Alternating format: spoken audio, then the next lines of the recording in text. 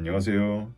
반갑습니다. 2025년 3월 5일 녹화 강의에 오신 것을 환영합니다. 오늘의 주제는 경계의 목적입니다. 나는 뒤로 물러나 하나님께서 길을 인도하시게 한다. 뒤로 물러난다는 것은 자신을 에고와 더 이상 동일시하지 않겠다는 의지를 나타내는 표현입니다. 에고가 자기 자신과 주위의 모든 것을 평가하듯 성령도 모든 것을 평가합니다. 성령은 우리의 마음속에서 진실과 거짓을 구분하고 하나님께서 우리에게 준 빛과 일치하는 모든 것은 안전하게 보존합니다. 에고가 진실이라고 평가한 것은 성령에게는 거짓이며 성령이 진실이라고 평가한 것은 에고에게는 거짓입니다. 에고와 동일시하지 않겠다는 의지를 꾸준히 일관성 있게 가지는 것이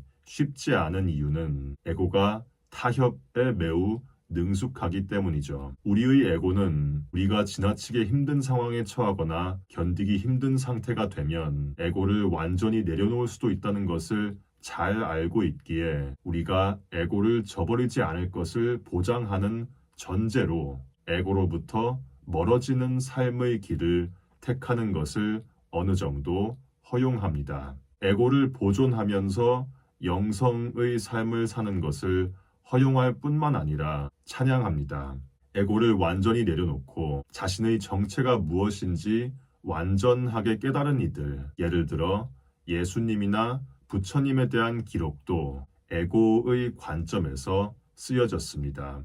에고에게는 에고를 완전히 벗어나는 과정마저 자신을 찬양할 또 하나의 이야기로 여겨지며 에고로서 더욱 행복한 삶을 살 수 있는 또 하나의 수단으로 여겨집니다. 기적 수업에 365일에 걸친 연습서와 복습 과정이 있듯이 에고에게는 물질 세상이라는 에고의 연습서가 있습니다. 기적 수업의 연습서는 에고의 사고 체계와 정반대인 의지가 필요한 반면 에고의 연습서는 이미 우리가 에고와 철저히 동일시하고 있기에 따로 의지를 가지지 않아도 저절로 계속해서 실천되고 있습니다. 숨을 쉬고 있다는 것 자체로 이미 우리는 에고의 연습서를 실습하고 있는 것입니다. 육체와의 동일시가 이미 에고의 연습서인 것입니다. 우리가 지금 떠올릴 수 있는 생각 중 우리 육체나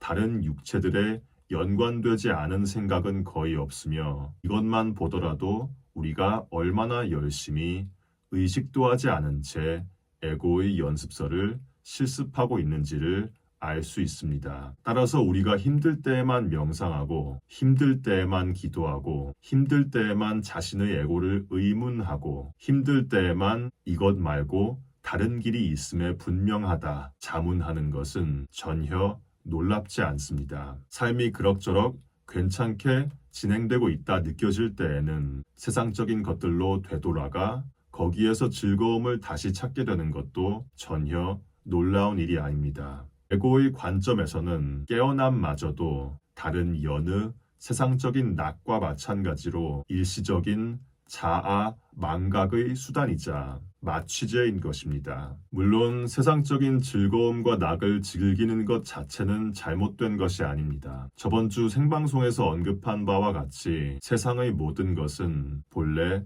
중립적입니다. 우리 마음이 세상적인 것들 중 일부분에 즐거움과 낙이라는 의미를 부여한 것이죠. 하지만 세상의 모든 것이 중립적이라고 해서 세상이 자연스러운 곳은 아닙니다. 물질 세상 자체가 분리되겠다는 의지에서 생성되었기에 물질 세상의 속성은 모든 면에서 자연스러움, 즉 우리의 정체와 정반대입니다. 그런 의미에서 세상이 제공하는 낙과 즐거움은 에고가 타협할 때 활용하는 일종의 곡물인 것입니다. 에고의 공식은 주는 만큼 가져간다 입니다. 에고의 공식은 언제나 동전의 양면입니다. 그 동전에는 낙과 악이 항상 잠재되어 있습니다.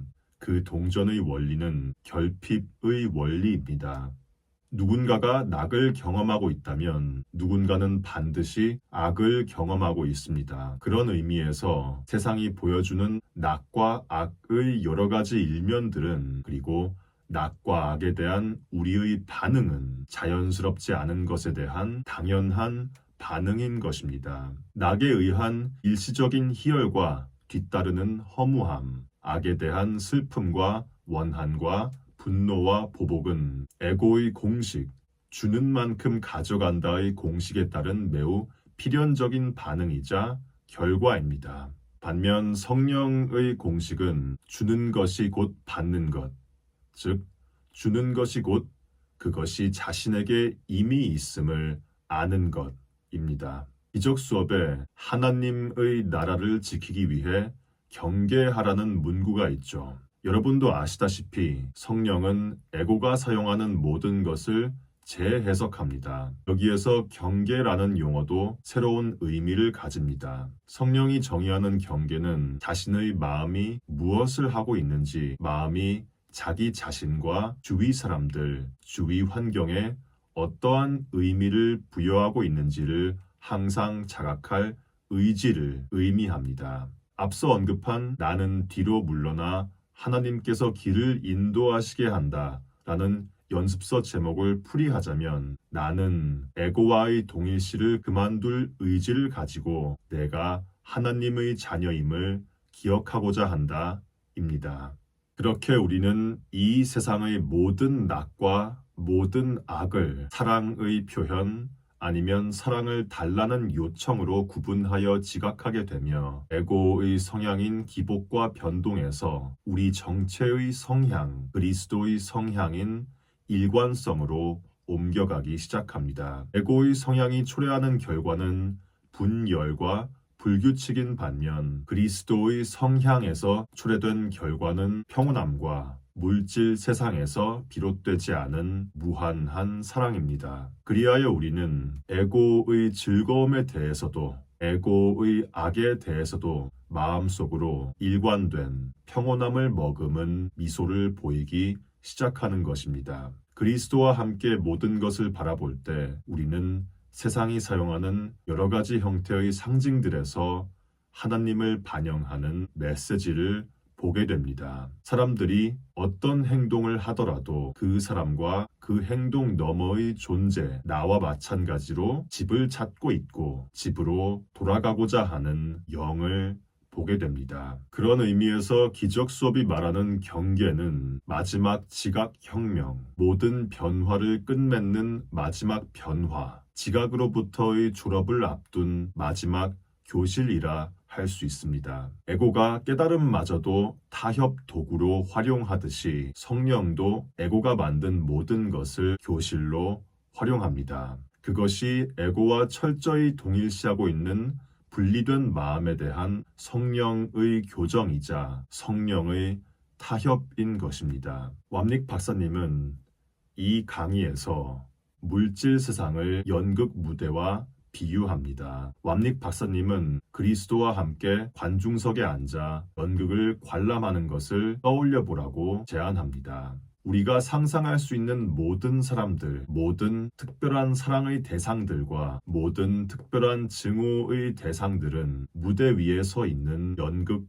배우들입니다. 우리의 육체도 에고라는 것 자체도 그 배우들 중 하나입니다. 연극이 끝나고 그 모든 배우들이 서로 손을 잡고서 미소와 함께 인사를 하는 모습을 떠올려 보세요. 그들이 짓고 있는 미소는 그리스도와 함께한 우리 모두의 평온한 미소입니다. 내가 나 자신이라고 믿고 있는 그 연극 배우의 역사, 그 배우의 과거와 미래에 자신이 어떤 의미를 부여하고 있는지 자각합니다. 그것이 경계의 의미이자 경계의 목적입니다. 자신이 에고와 함께 부여한 모든 의미들을 의식하면서 나는 이것을 성령과 함께 평가하기를 원한다 라고 스스로에게 말합니다. 그렇게 우리는 서서히 우리의 정체인 그리스도로서 눈을 뜨기 시작합니다.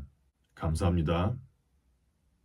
May it be The shadows call will fly away.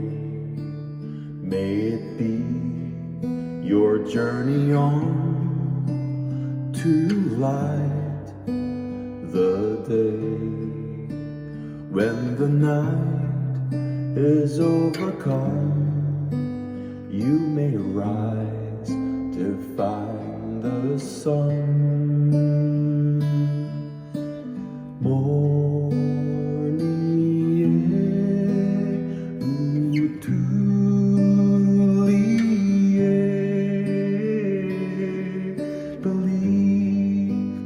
And you will find your way. Morning Atlantia,